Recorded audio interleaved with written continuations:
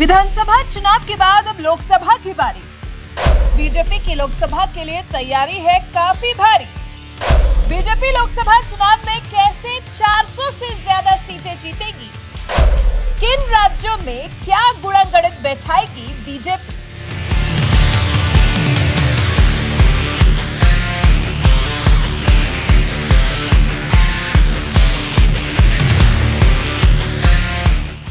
छत्तीसगढ़, जिसकी बिल्कुल भी उम्मीद नहीं थी।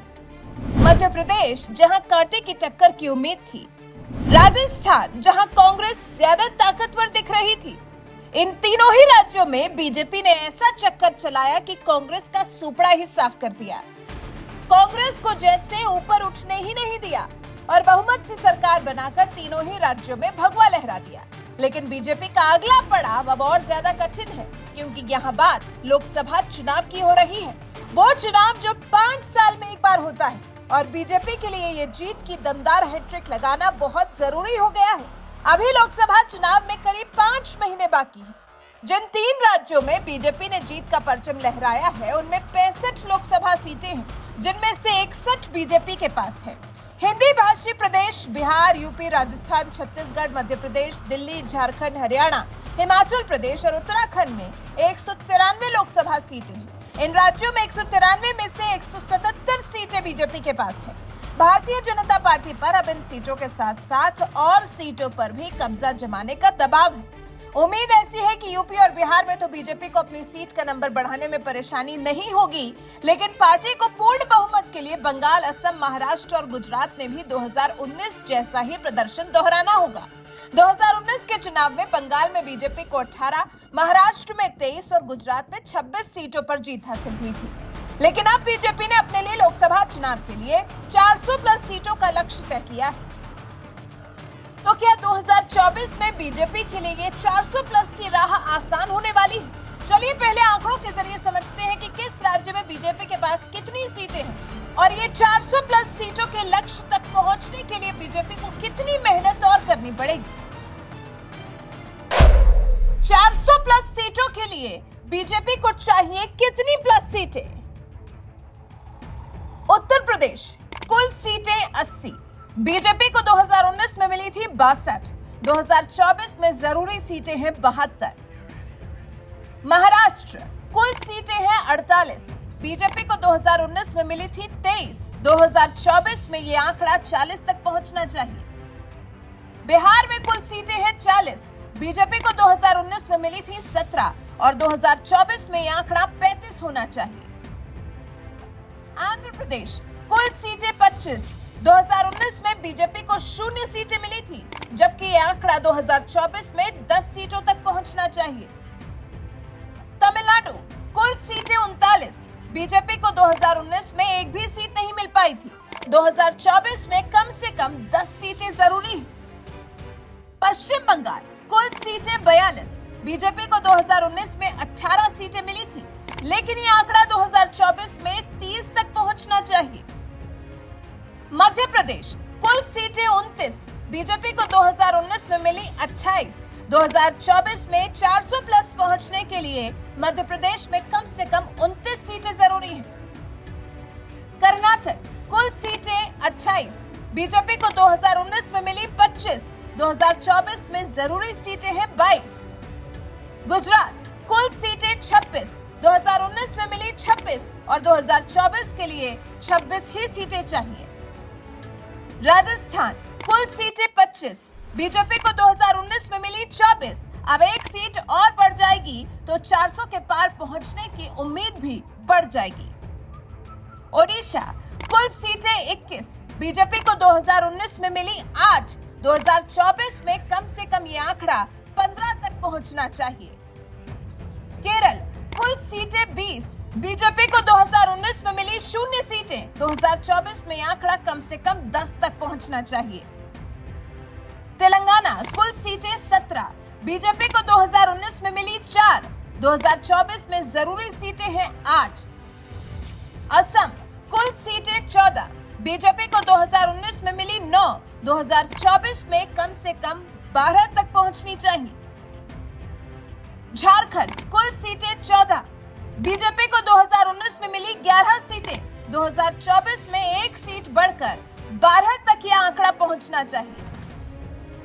पंजाब कुल सीटें 13, बीजेपी को 2019 में मिली 2 सीटें, 2024 में भी 2 सीटें ही जरूरी हैं। छत्तीसगढ़ कुल सीटें 11, बीजेपी को 2019 में मिली 9 सीटें, 2024 में 2 सीटें और बढ़ाकर यह आंकड़ा कम से कम 11 होना चाहिए। हरियाणा कुल सीटें 10, बीजेपी को मिली 10, 2024 के लिए जरूरी भी 10 सीटें ही हैं। दिल्ली कुल सीटें 7, बीजेपी को मिली 7, 2024 के लिए भी 7 सीटों पर कब्जा जमाए रखना जरूरी है। जम्मू कश्मीर कुल सीटें 5, बीजेपी को मिली 3 और जरूरी सीटें भी 3 ही हैं। उत्तराखंड कुल सीटें 5, 2019 में बीजेपी को मिली 5 सीटें, 2024 में यह आंकड़ा बरकरार रखना जरूरी है। हिमाचल प्रदेश कुल सीटें 4, बीजेपी को 2019 में 4 सीटें मिली, 2024 में भी ये 4 सीटें बीजेपी के लिए जरूरी हैं। अरुणाचल प्रदेश कुल सीटें 2, बीजेपी को 2019 में दोनों सीटें मिली, 2024 में भी इन सीटों पर कब्जा बरकरार रखना होगा। गोवा कुल सीटें 2, बीजेपी को मिली 1 और 2024 में ये कम से कम 2 होनी चाहिए। त्रिपुरा कुल सीटें 2, बीजेपी को 2019 में मिली 2 सीटें और 2024 में भी ये आंकड़ा ऐसा ही रहना चाहिए। मणिपुर कुल सीटें 2, बीजेपी को 2019 में मिली 1 सीट और जरूरी भी 2024 के लिए यही 1 सीट को बरकरार रखना है। मेघालय कुल सीटें 2, बीजेपी को मिली 0, 2024 में कम से कम 1 सीट पर जीत दर्ज करना जरूरी है। अंडमान और निकोबार द्वीप समूह कुल सीटें 1, बीजेपी के पास 0 है और यहाँ पे अगर सीट नहीं भी मिलती है तो भी कोई परेशानी नहीं है। चंडीगढ़ कुल सीटें 1, बीजेपी को 2019 में मिली 1 सीट, 2024 के लिए इस सीट को बरकरार रखना जरूरी है। लद्दाख कुल सीटें 1, 2019 में बीजेपी को मिली 1 सीट, 2024 में भी ये सीट पर कब्जा जरूरी है। दमन और दीव कुल सीटें 2, बीजेपी को मिली 1 और 2024 पर इस पर कब्जा जरूरी है।